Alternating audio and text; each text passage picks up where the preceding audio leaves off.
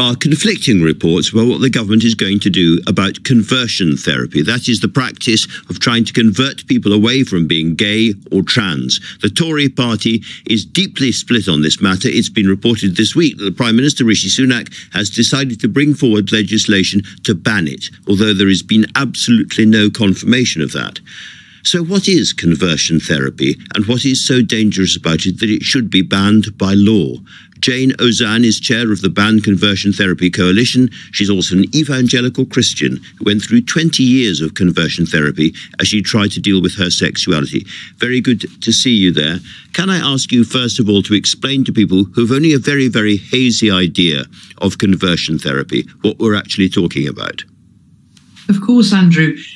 Actually, conversion therapy is an umbrella term which covers a number of practices, or any practice that has a predetermined purpose that tries to cure, change, or suppress a person's sexual orientation or gender identity. And normally, in Britain, that often takes place in a religious or cultural setting where people go through prayer ministry, healing prayer, amongst people who love them and really want to see them healed, but they think that this is an illness.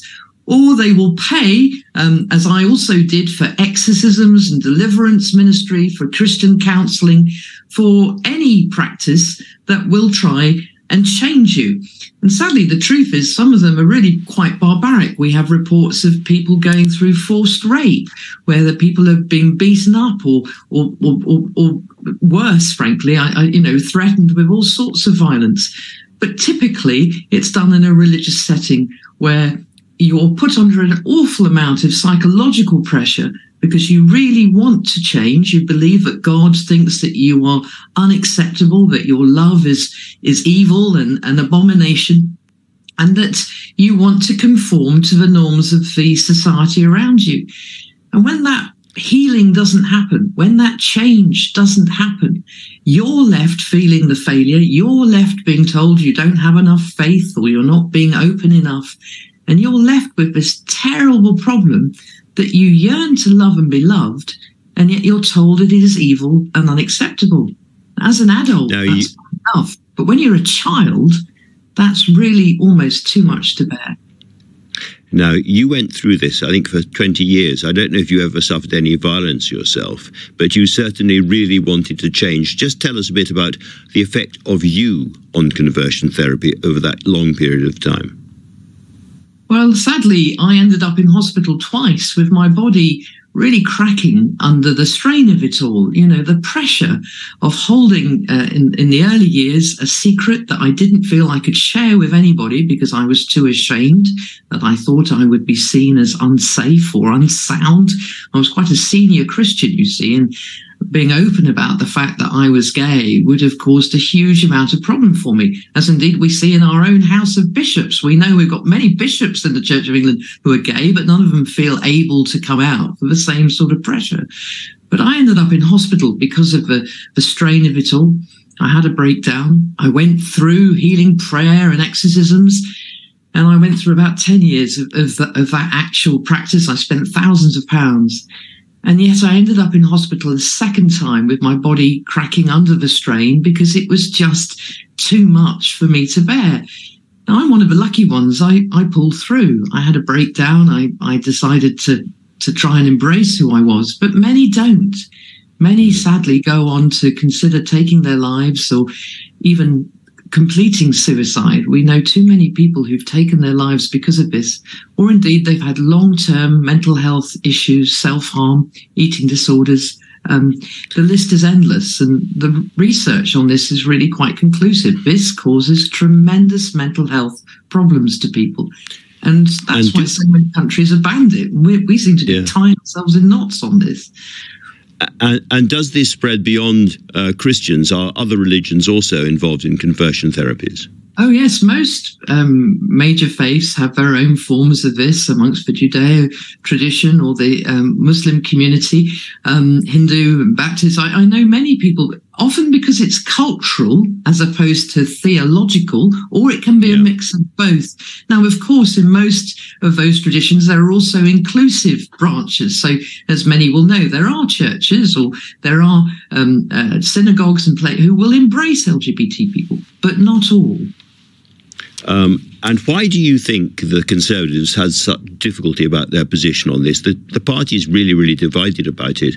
I suppose there are plenty of people who say, well, the practicalities are very hard for a ban. How can you ban two people kneeling down to pray about something? You can't do that. You can ban violent intervention, certainly. You can ban forced rape for sure. But can you actually ban the entire project? You can, and other countries have, and we've got a lot of precedents now around the world of how to do this. I brought together a group of very senior lawyers, international human rights lawyers, chaired by Baroness Helena Kennedy KC and many other senior UN figures, who came up with recommendations to the government as to how they should go about exactly that. And that's why I use the phrase anything with a predetermined purpose. We know this causes harm, and that's why so many countries have gone ahead and done what the UN have asked them to do and ban it. The Conservative Party are split, but it's a vocal minority from the far right of the party who have the ear of the Prime Minister, who are saying that they want to be able to continue to pray the gay away. And yet the vast majority of Tories, the vast majority of people on the doorstep are appalled that this is still legal in Britain today. Most research shows this again. Most believe it should have been outlawed ages ago. So it is concerning as to why the government has taken so long and why they're doing U-turn after U-turn after U-turn on this, allowing young people to still get hurt. I find it quite incredible. The ban was promised, I think, in the 2019 manifesto, and then there was a U-turn, and now there may be a U-turn on the U-turn, but we're not sure. So what would be your message tonight, Jayne, to Rishi Sunak? He's not listening because he's in the Middle East, but if it was? Well, I'd ask him to actually meet with some survivors. You know, Andrew, one of the things that actually distresses me the most is that the government have met with the perpetrators quite a few times, but they've only ever met with survivors once, and that's because I basically shamed them into doing it. And if they could sit down and listen to the lived experience of people who've been through this, and that's where every other country I've worked with, Australia, the States, New Zealand, Germany, that's where they started, with survivors, listening to what they went through and listening to why this needed to be banned and how to go about it.